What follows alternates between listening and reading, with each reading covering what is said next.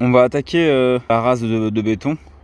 Donc la rase de béton elle vient de là à là à peu près, sur 10 cm. Et après, ce qu'on appelle la sablière, c'est une planche. Je sais pas si c'est ça le terme, mais c'est une planche qu'on fixe sur la rase pour le faire tenir le toit.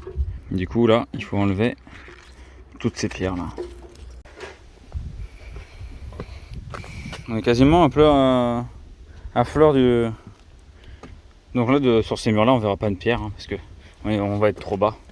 Mais on s'en fout, parce qu'après je ferai un espèce de coffrage ici, un coffrage en placo, pour pouvoir passer les gaines, l'électricité, etc., etc.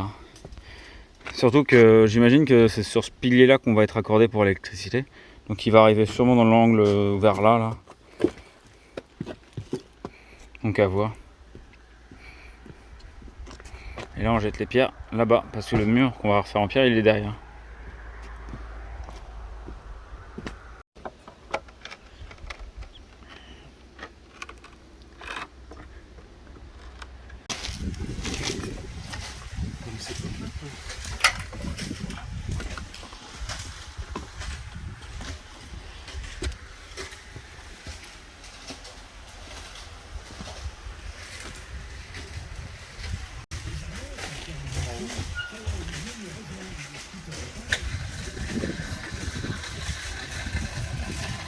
Ça fait le mur, hein. Ah bah nickel hein. Ça c'est dingue, hein, c'est bien comme ça. Ah et puis le fait qu'il soit sec un peu, il coule pas du tout parce que là, c'est ça qui est bien. J'avais peur de ça parce qu'avec les... Ah mais il faut ça en béton, quand tu fais une arrasse c'est comme ça. T'imagines si tu fais une arrasse en biais comme ça, il faut que ce soit encore plus sec. Alors tu l'étales en dessous d'abord, tu bourres des pierres, après tu les étales dessus, comme ça t'es sûr qu'il y en a un peu partout du béton. Ouais. Et t'arroses un peu t'arroses un peu tout quoi. Ah ouais. Et c'est vrai que même quand tu le vides du seau, il est en bloc quoi. C'est un peu boulage. Tu prends des pâtés de sable.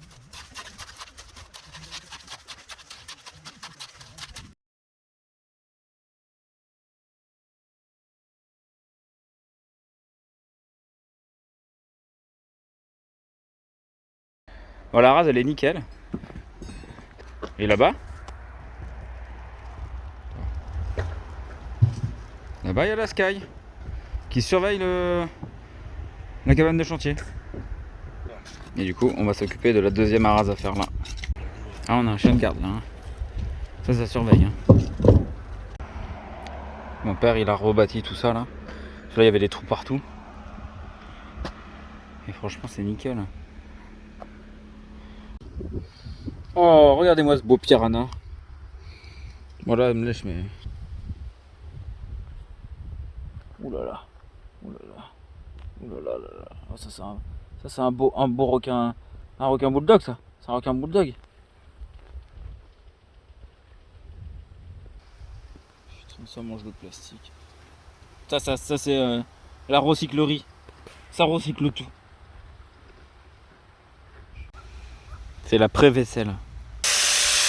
On est en train de faire tout le ceinturage, du coup, là on va le coffrer. Et c'est la continuité du ceinturage, mais dans la pierre. Et là, je vais l'attacher ici. Avec soit des angles. Là, mon père va faire autre chose. Il va prendre une épingle, il va la faire tourner là directement. Du coup, et il n'y a que celle du fond qu'on ne pourra pas faire parce que celle du fond, le ceinturage, il se fait sur la pierre qu'on n'a pas encore montée. Donc, derrière les agglos.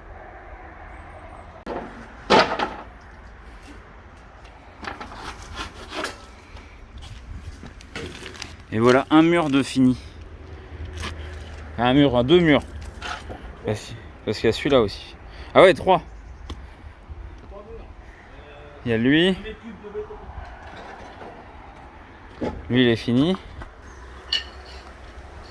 Et on coule aussi en même temps le gros pilier là. Donc on est arrivé à peu près à cette hauteur. On doit être à 4 mètres. Et puis, donc 4 mètres ici. Donc là, 1 mètre, 2 mètres.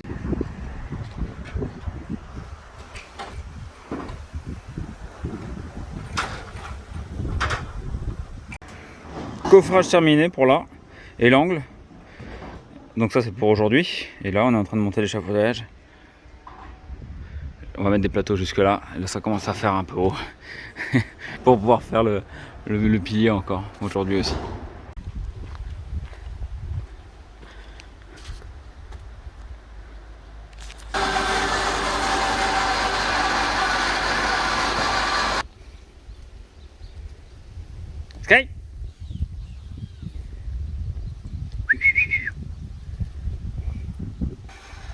T'es énervé? Oh.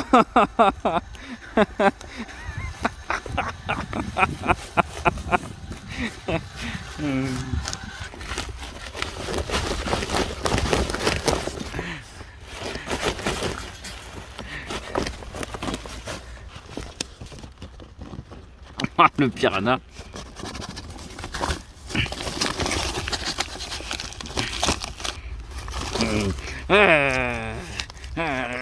Le gant. Ah. Donne le gant. Mais elle va où? Ah, elle fait quoi là? Oh là là, oh, elle est énervée. Non, rends le gant. Donne le gant. Oh putain. Oh là, le chien de combat.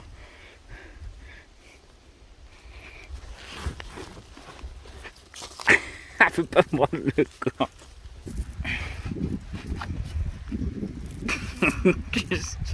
Allez, donne-moi mon corps.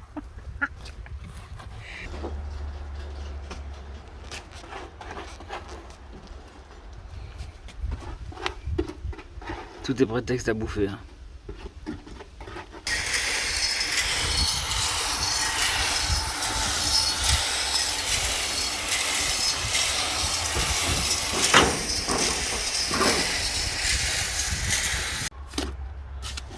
Début de construction du mur en pierre.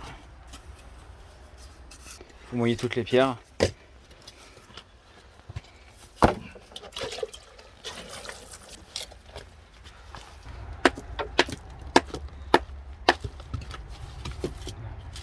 Yes.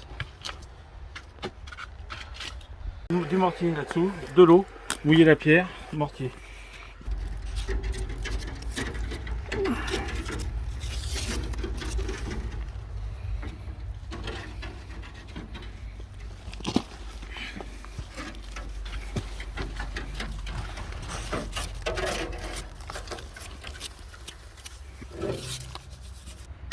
Et là on repartira ici avec une autre comme ça. Tac. Je suis en train de un peu nettoyer les joints gris. Parce que les joints gris on n'en veut pas. On veut que du blanc. Du blanc ou du beige.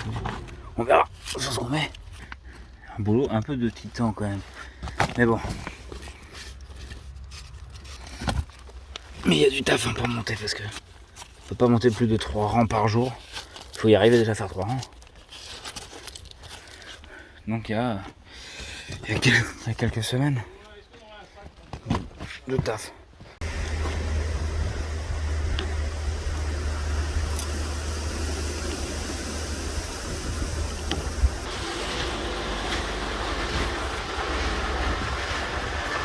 On coule le dernier mètre du pilier et après peut-être fin de semaine, début de la charpente.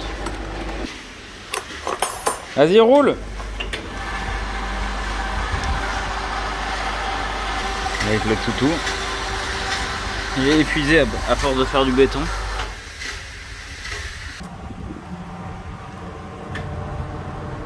Franchement c'est pas mal hein. Ça rend trop bien.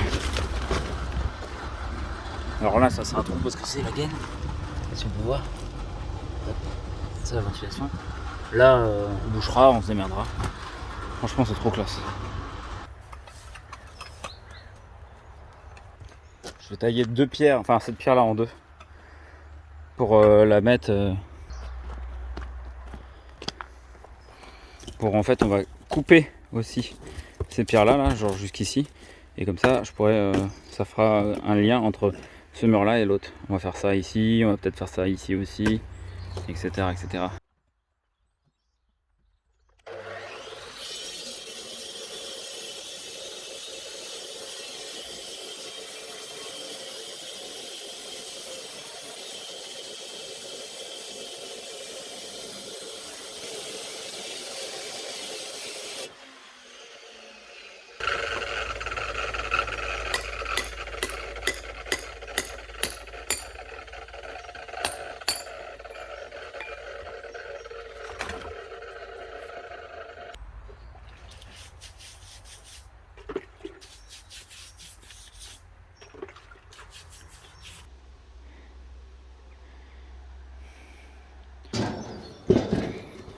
Hop.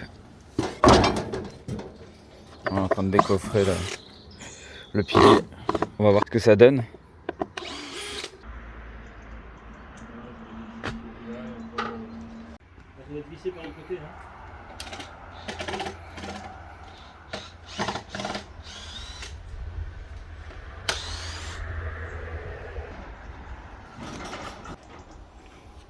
On l'a fait en biseau parce que forcément le milieu, c'est pas vraiment pile poil le milieu du pilier.